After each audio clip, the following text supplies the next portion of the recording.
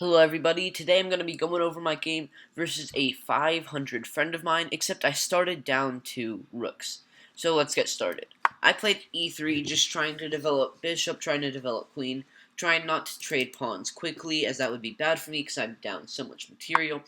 He played e5, d3, d5, knight c3, which I didn't think through he would push here and take a pawn, but it's okay. So then I went knight e4, trying to centralize the knight. He went knight f6, offering the trade. Obviously, I can't really trade because that would leave me down more same amount of material, but with less pieces to fight back. Bishop d6, knight e2. I just didn't want to get a trade. I realized only after I played it, he could have taken, and I couldn't have done this or something because he could just take my knight. So he missed it, and he played bishop g4 eventually, trying to just ruin my pawn structure.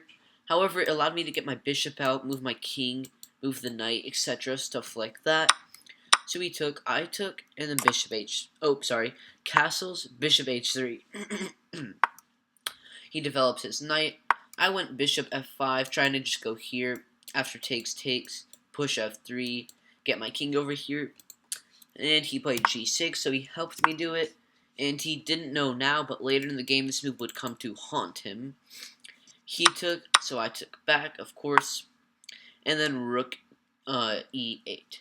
So from here, I pushed my pawn to f3, completely missing this queen check. And after the queen check, I had to block with knight. Otherwise, it was just not looking good for me. So at this point, I was like, okay, I might as well resign. It's almost completely over here. But then he took with a queen, and I was like, oh, okay, let's keep fighting. So I took back with a pawn. At this point, I'm only down 4 points of material, which is still terrible. Or now 5, which is still terrible. But it's not the end of the world, because I have a queen, which can hopefully fork all his pieces eventually. He played pawn h5. I played queen g1, trying to threaten the bishop. He played h4. And now, as I said earlier, this g6 move would come to haunt him. I played bishop h6. And now his rook is trapped, and I'm going to be down 3 points of material, but it's getting better and better every single time.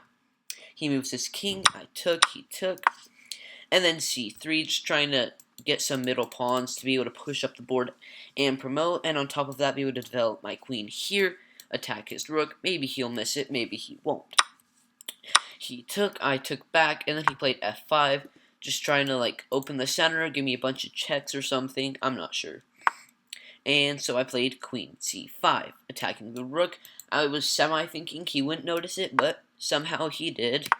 And then I played queen b5, trying to threaten the pawn, and then the knight would be hanging, and it'd be really not great for him. But he played rook b8.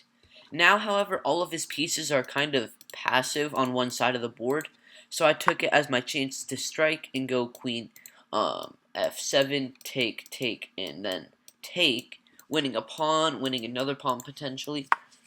And he just pushed, which was not a good move at all.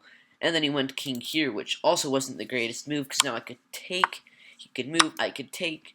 And at this point, it's even material. However, he has 3 pieces, so it might be a bit better for him. But I mean, I was just pushing my pawns at this point. Now I'm winning a bishop. It's getting even worse for him. I took it. He moved king there. I gave a check, king there, another check. I'm just trying to get rid of his pawn so he can never promote. And after that, I'll hunt down the knight and king, or knight and rook, excuse me. He gave a check. He didn't take immediately. He went there to save his knight. I pushed here, hoping he would miss this move. Unfortunately, he didn't, but I mean, my pawns were absolutely steamrolling, going up the board. There was no way to stop them. And eventually, I basically just kept checking his king until I got all his pieces, and then I promoted, and he resigned. If you enjoyed this, please like and subscribe for more like this, and I'll see you in the next video.